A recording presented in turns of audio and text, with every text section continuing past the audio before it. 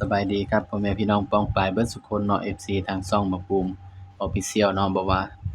ชาวลาวชาวไทยเนาะหรือว่าต่างประเทศเนาะพี่น้องเนาะมื้อนี้บักบูมก็สิมาตามแนวทางให้คือเก่าเนาะสำหรับ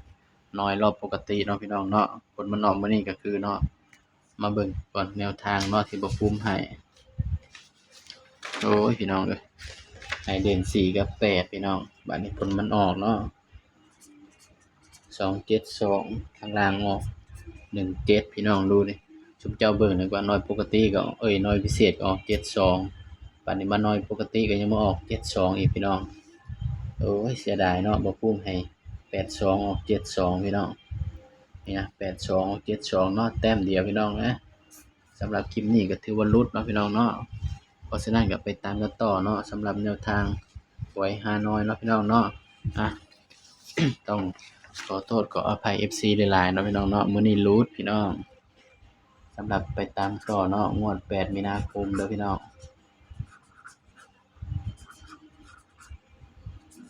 8มีนาคมเนาะสำหรับหวยฮานอยเนาะ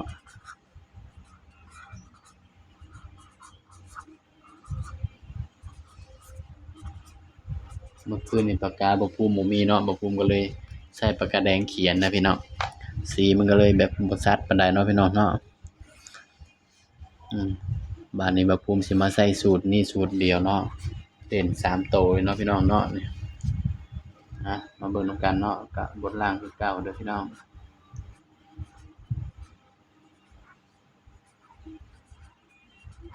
เพราะว่าสูตรนี้มันสิ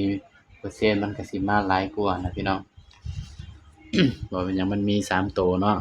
มันอาจสิมาล่างมาบนก็ได้เนาะพี่น้องเนาะสำหรับสูตรนี้998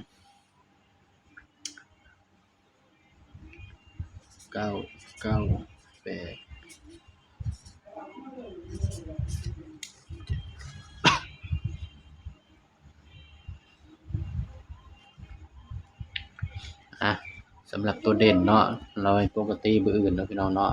ปรับปรุงก็ให้เด่นไปที่7 8 9เนาะเด่น7 8 9พี่น้องนี่ สำหรับตัวเด่นเนาะก็คือ7 8 9เนาะพี่น้องเนาะนี่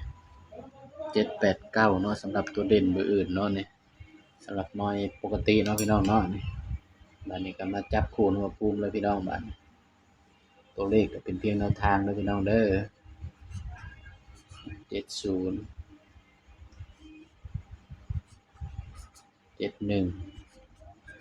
72เผื่อมันมาอีกเนาะพี่น้อง80 82เฮ้ยเราภูมิข้าม81พี่น้องมันต้อง81ก่อนเนาะ9กันพี่น้อง90 91 92นี่เด้อพี่น้องเด้อนี่สำหรับแนวทางเนาะ ลาวฮานอยรอบปกติเนาะพี่น้องเนาะนี่อย่าลืมไปตัดลิ้นเด้อพี่น้องเด้อนี่78 79เนาะนี่